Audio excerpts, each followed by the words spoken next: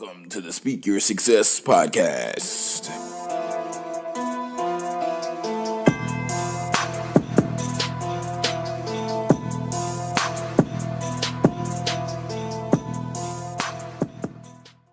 What's going on, successors, and welcome to the Speak Your Success podcast.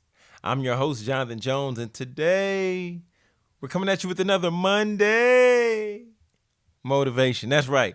Folks, I hope you had a great weekend. And as we always do on the Monday motivation, we give you something to kick you off strong going into the week and to have not only a productive week, but an impactful week. So today I wanted to just unpack this topic, just addressing don't force it. Yeah.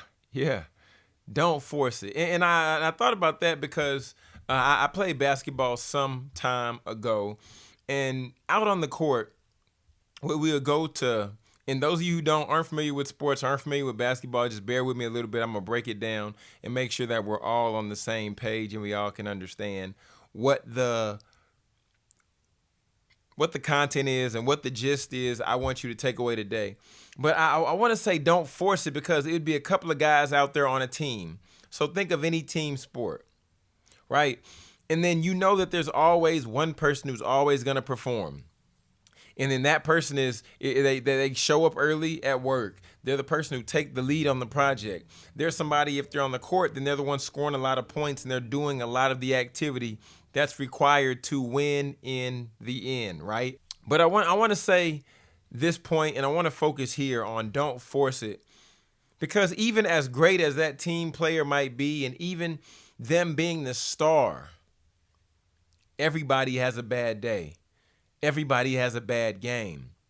So taking that train of thought and taking that frame of mind for our point of reference today, I want you to think about somebody who usually is always good and always top dog. But then when they're on a bad day, or they're having a bad day, then they're still trying to shoot some shots that they usually would make, but they're missing. And it hasn't registered in their mind that they need to stop shooting.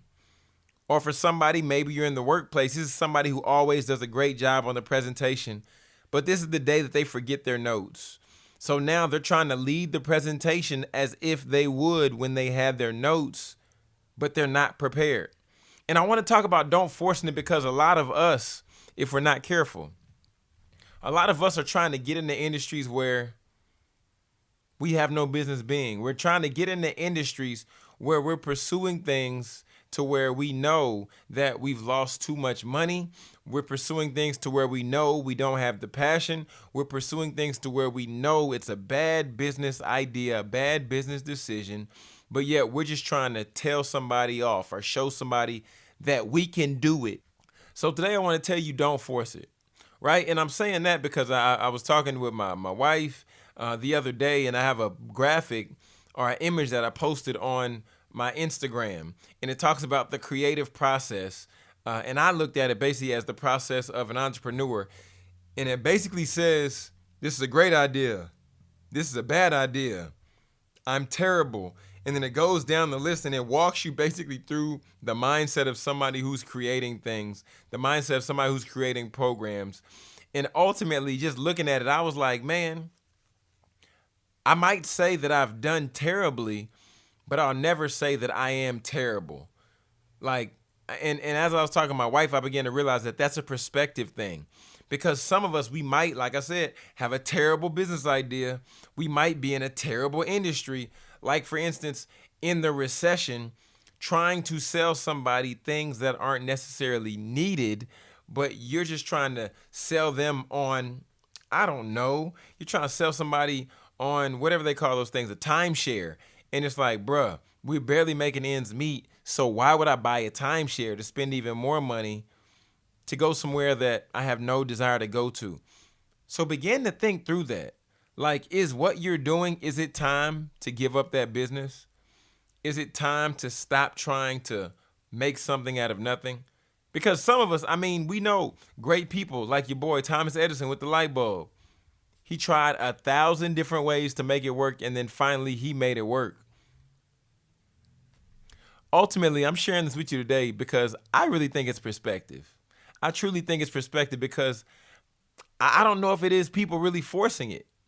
If we go back to the basketball reference, somebody could be shooting shots and they could be missing long three-pointers. But one thing my coach would always tell us, he would say, if you're missing threes, then you got to get to the basket. So drive and start laying the ball up at the basket. So that would give you a closer shot and give you a higher percentage of making that shot. If it's a business idea where people are saying it's terrible, maybe you're just advertising to the wrong people. Maybe the people that you're advertising to, they're saying, John, your business is too expensive. Your brand is too expensive. Can't nobody afford that? If that's the case, then you're not the person that I need to be working with. But if you're somebody else who I show that same price to and they say, oh, yeah, I like that. Let's do that. John, that's it? And I say, oh, yeah, let's make it happen. So shift your perspective today. It's not about you forcing something, or it's not about you trying to create something out of nothing or manifest something that never was there. It's just about, have you exhausted all potential possibilities? That's it. So the first thing I would just challenge you to do, take time and just think, like, what is your thing that you potentially could be forcing? Like, what is that? Like, is it trying to create a brand? Is it you trying to shoot video, but you don't have time, you don't have a camera? Like, what is that thing? You trying to sell a service that a lot of people are telling you nobody wants. You trying to sell water to a well. I don't know. But whatever that looks like, I encourage you just to identify what that is. After you identify what it is, look at who's the audience. Is there even a market for that? And do you have the desire to truly sell that, to truly go all in, to truly exhaust yourself until you've tried all potential possibilities or options? That's right. That's right. And then lastly, family, stop making excuses and just make it happen. Like, really, I've realized that if you don't want to do something, you'll find every excuse not to. If my wife asks me to do something and I don't want to do it, I'll give her excuses, but she's the type of person that'll call me out and she'll say, no, that's not going to work. And then eventually I end up doing the thing that I didn't want to do in the first place. And then we had a conversation in the middle when I could have avoided all that just by sucking it up and just saying, you know what?